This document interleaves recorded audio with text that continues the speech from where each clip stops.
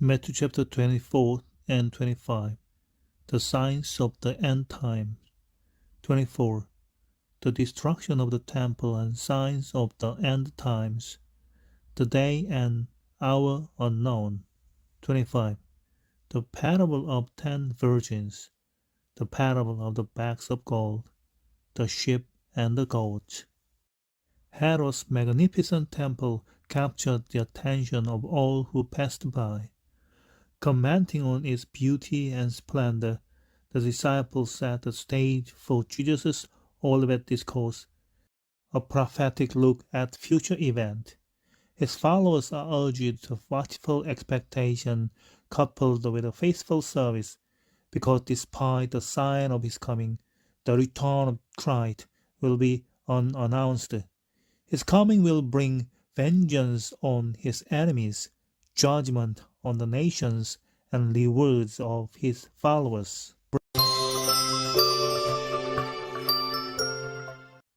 Matthew chapter 24. Jesus left the temple and was walking away when his disciples came up to him to call his attention to its buildings.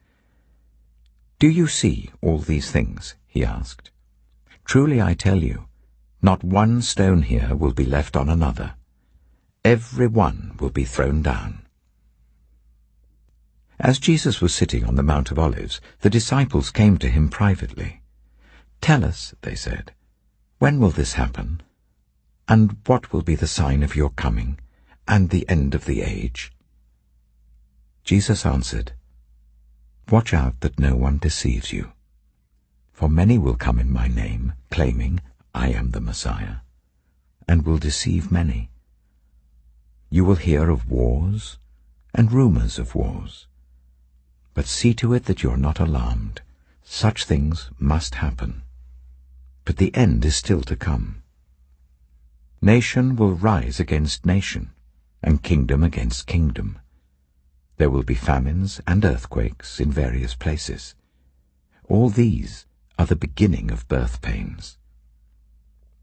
Then you will be handed over to be persecuted and put to death, and you will be hated by all nations because of me. At that time, many will turn away from the faith and will betray and hate each other. And many false prophets will appear and deceive many people. Because of the increase of wickedness, the love of most will grow cold.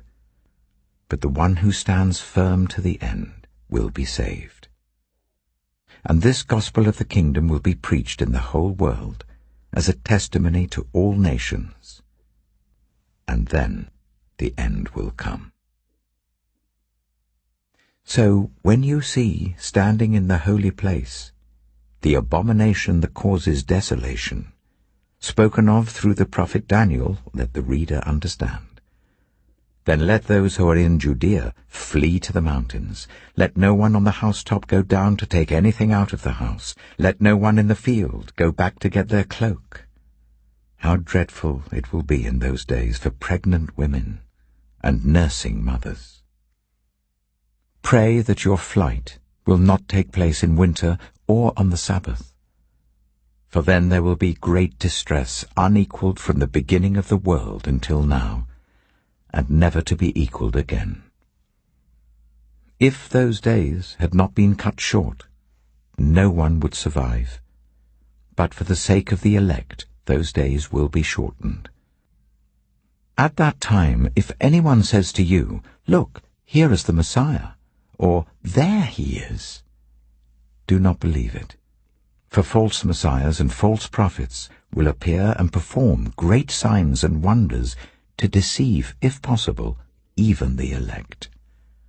See, I have told you in advance. So if anyone tells you, 'There he is, out in the desert,' do not go out. Or, 'Here he is in the inner rooms,' do not believe it. For as lightning that comes from the east is visible even in the west, so will be the coming of the Son of Man. Wherever there is a carcass, there the vultures will gather." Immediately after the distress of those days, the sun will be darkened and the moon will not give its light, The stars will fall from the sky, and the heavenly bodies will be shaken. Then will appear the sign of the Son of Man in heaven. And then all the peoples of the earth will mourn when they see the Son of Man coming on the clouds of heaven with power and great glory. And he will send his angels with a loud trumpet call, and they will gather his elect from the four winds, from one end of the heavens to the other. Now learn this lesson from the fig tree. As soon as its twigs become tender and its leaves come out, you know that summer is near. Even so, when you see all these things, you know that it is near, right at the door. Truly I tell you, this generation will certainly not pass away until all these things have happened. Heaven and earth will pass away, but my words will never pass away. But about that day or hour, no one knows, not even the angels in heaven, nor the Son, but only the Father. As it was in the days of Noah, so it will be at the coming of the Son of Man. For in the days before the flood, people were eating and drinking, marrying and giving in marriage, up to the day Noah entered the ark. They knew nothing about what would happen until the flood came and took them all away. That is how it will be at the coming of the Son of Man. 2 men will be in the field. One will be taken and the other left. 2 women will be grinding with a handmill. One will be taken and the other left.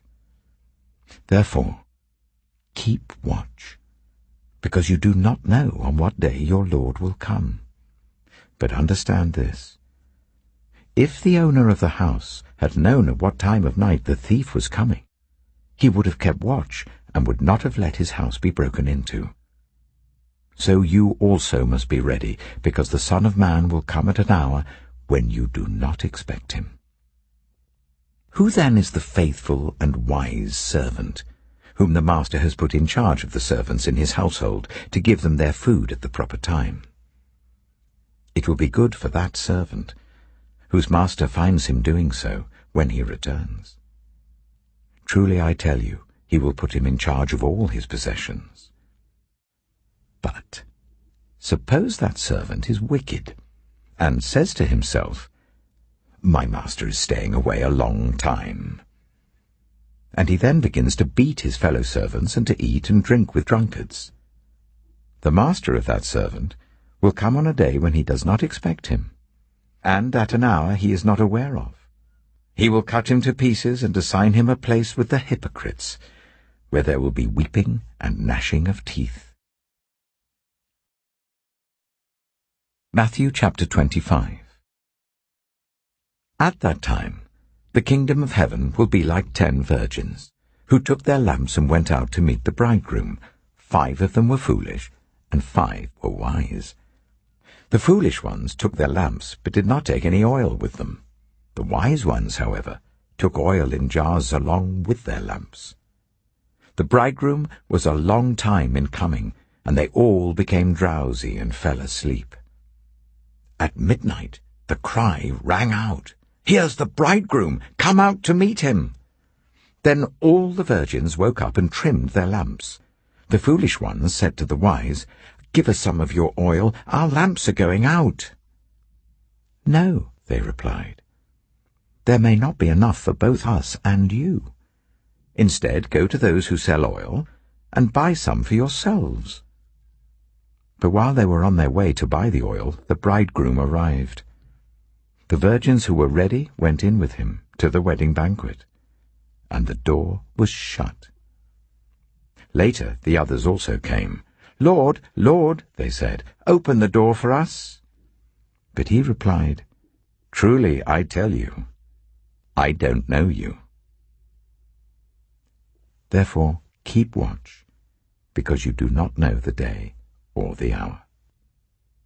Again, it will be like a man going on a journey, who called his servants and entrusted his wealth to them. To one he gave 5 bags of gold, to another 2 bags, and to another 1 bag, each according to his ability. Then he went on his journey. The man who received 5 bags of gold went at once and put his money to work, and gained 5 bags more. So also the one with 2 bags of gold gained 2 more. But the man who had received 1 bag went off, dug a hole in the ground, and hid his master's money. After a long time, the master of those servants returned and settled accounts with them. The man who had received 5 bags of gold brought the other 5. "Master," he said, "you entrusted me with 5 bags of gold. See, I have gained 5 more." His master replied, "Well done, good and faithful servant. You have been faithful with a few things. I will put you in charge of many things. Come and share your master's happiness." The man with 2 bags of gold also came. "Master," he said, "you entrusted me with 2 bags of gold. See, I have gained 2 more." His master replied, "Well done, good and faithful servant. You have been faithful with a few things. I will put you in charge of many things. Come and share your master's happiness." Then the man who had received 1 bag of gold came.